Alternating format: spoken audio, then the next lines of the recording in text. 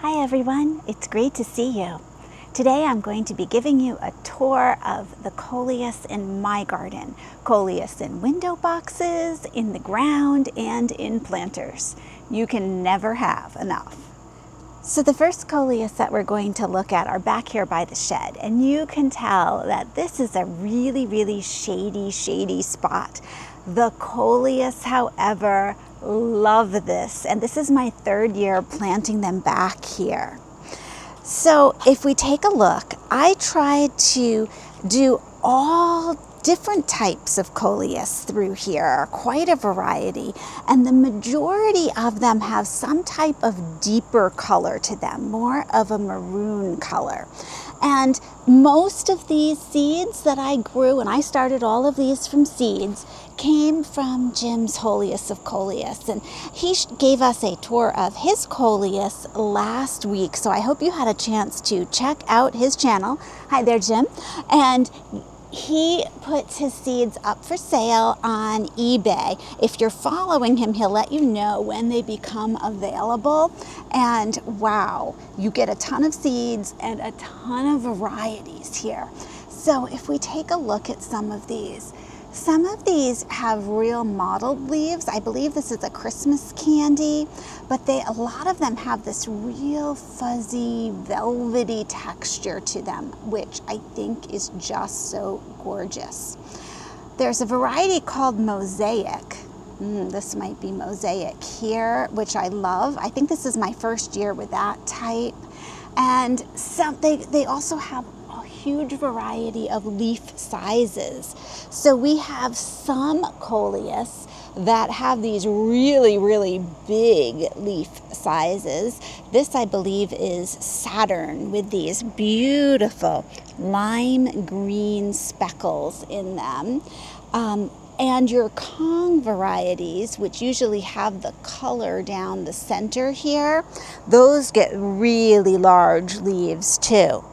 And then we have some varieties that have much smaller leaves like this. I believe this is a Jitters variety, and Jitters tends to have those longer, skinnier leaves and tend to stay smaller.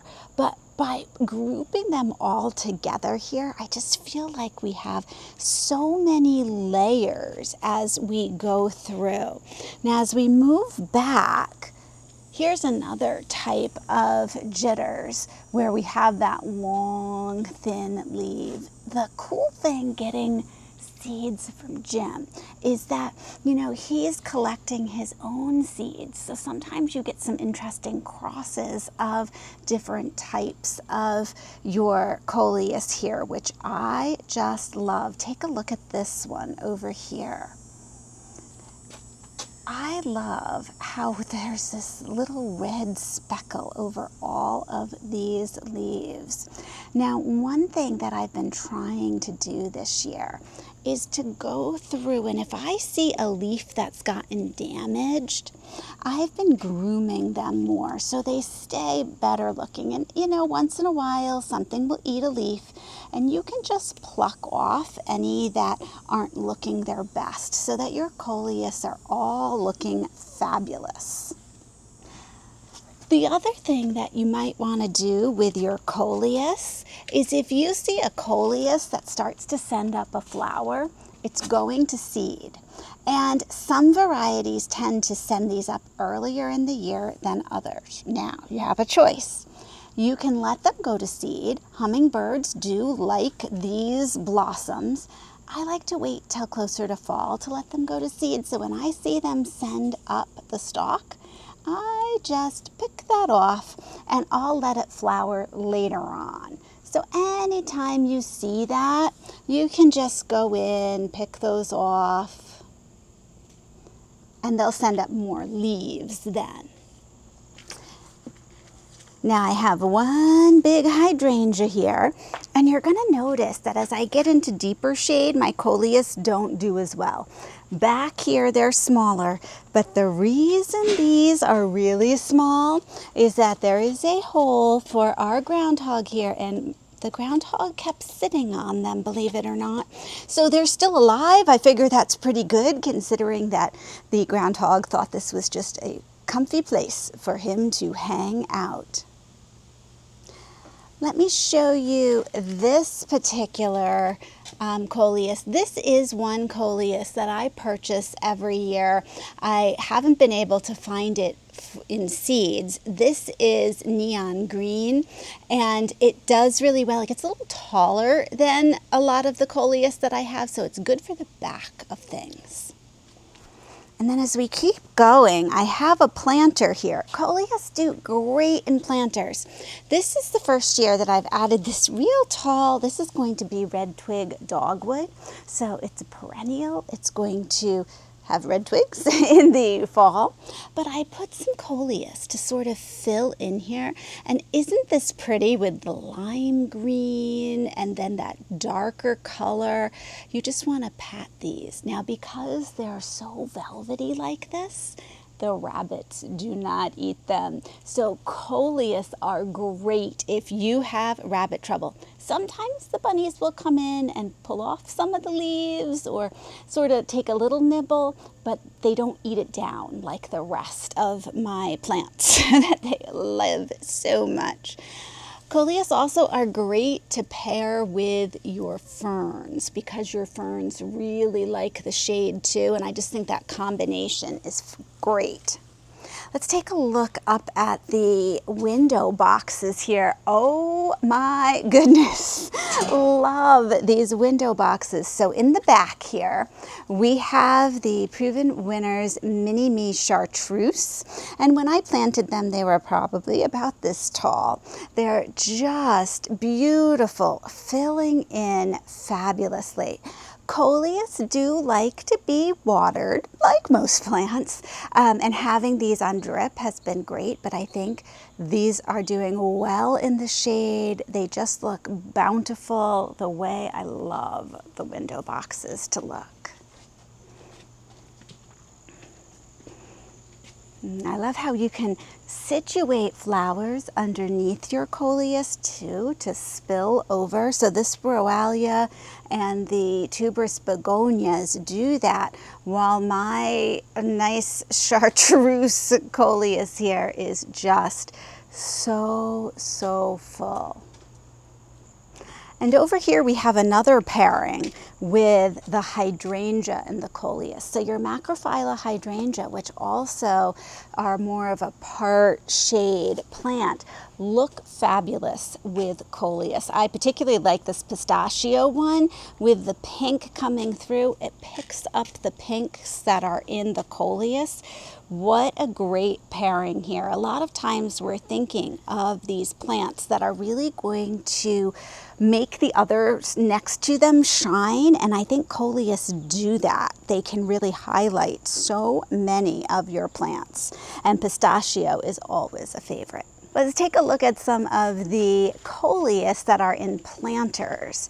So this right over here is going a little wild. This is a watermelon Coleus and sort of a mid-size leaf. I love how they're kind of like close together though and a little ripply. And once again, when you're thinking of pairings, a great heuchera, which I have behind here, and this is the dressed up ball gown heuchera, has that same chartreuse color, but a real different leaf shape. And then we have the stalks that flower from that. It just really is a nice combination. And I have a tuberous begonia in pink, which is picking up the pink in the Coleus here. So you really can see how the pinks are highlighting each other. The chartreuse green highlights each other. I love how the Coleus look this time of year. One thing you're going to notice in my garden is that sometimes there's some little seedlings that pop up in the garden bed that I didn't plant, and who knows how this happens. I think it's just because some of those seeds get dropped, and I try to let them keep going. You know, sometimes you go, oh, that's kind of a weird place for a Coleus, but I just think it's adorable. And then over here we have a couple more of the watermelon Coleus. And I believe this is some type of lime Coleus, these two. in this planter, and look at how nicely we have our flowers highlighting that. And then down in the center we have, this is froggy hydrangea, also picking up that pink and chartreuse. Just really gorgeous. The hosta does really well with them. I'm loving this planter combination this year, and I have it echoed on the other side with another hosta, watermelon, and hold it, here we go. Look at this baby. This is little lime lovebird, and once again, I think that they're happy together, they're in the shade, and we've really partnered these strategically to make them show up well. Some of your Coleus now can take more sun, and these Coleus I just popped in at the base of my espalier pear, and they're really getting quite a lot of morning sun here. You can see in the back that I have some real tall seed stalks. So this is what your seed stalks are going to look like if you let them go. And those seeds you can collect and just dry and plant them yourself. It's really tough to separate them off from the chaff, the extra little plant parts there, which is why I appreciate that Jim does that when you order them from him, so you don't have to do it yourself. We have a little seedling that seeded itself down here. Not the best place for it, but it's doing so well. I don't have the heart to pull it out. I am so excited about how this area is looking this late in the season. To me, this is just what I pictured. We have our sun patience, which have performed fabulously this year. They have been non-stop blooming. The color is bright. It livens up the area. And then I've added in a lot of Coleus so that we have this color. So I have placed them sort of in strategic areas in between my maples and my conifers. A lot of these are your lighter chartreuse and your brighter pinks to really bring out the brightness back here, because this is really shady. So I think by selecting them that way, it's really important. So we have, I believe this is Giant Lime Exhibition. We have some of the watermelon Coleus in here. I strategically placed some around the rock. Once again, these real bright colors. This is your neon green here. And then here's a hydrangea. Once again, I'm going for that pairing to really make things stand out. I have a planter back here with Coleus in them, and that's done really well. I'm just so pleased with this, because to me, to have a Coleus that has that bright color next to something that's still growing like this little Japanese maple just makes this seem more filled in, more alive, because it really is a new garden. I have some more around this rock.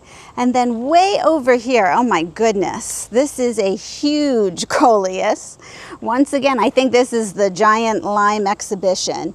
Loving the size of the leaves. Now I am seeing that up here, as opposed to the back, I did have some insect damage, but this is like free range for the bunnies. And you can see how I have cages around things that I'm afraid that they're going to eat and nibble on. And I don't have to do that for the Coleus, which is so fabulous. You know, you rabbit people out there like me, that the rabbits will come through and eat so much. To be able to plant these and not worry about them, I just love it.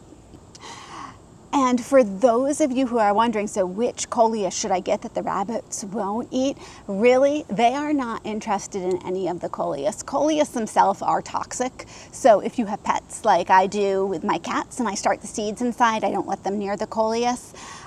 However, most of them do have a thicker texture to them too. So combined with the fact that they are toxic and the fact that they don't have a good texture to them, bunnies stay away. Go for it with your Coleus. So here is my window box, which I love. However, this is probably the most difficult place that I am growing things because it is dark over here. I would say this really is full shade and it's not on drip, but it's alive, which is wonderful. So once again, this is the Proven Winners Mini Me Chartreuse Coleus, and it's hanging in there. It looks lush, it looks full. You know, we don't have the flowers as prolific as in other places, but we have a few flowers, and underneath the Coleus, at least it looks cared for, and I have something here. This is a great time of year to look around and see if you have any spots to add some Coleus next year. And believe it or not, I am starting to think of ordering seeds. So the seeds that I order, Jim always gets the order first from me as soon as his are available on eBay. And then I choose a couple other varieties that I have had really good luck with. I often order from Swallowtail Seeds or Baker Creek Farm. Go ahead, look online, but you do want to make sure that you order them on the earlier side so that you have a wide selection that you can choose from. Thanks so much for joining me, and I'll see you in the next video.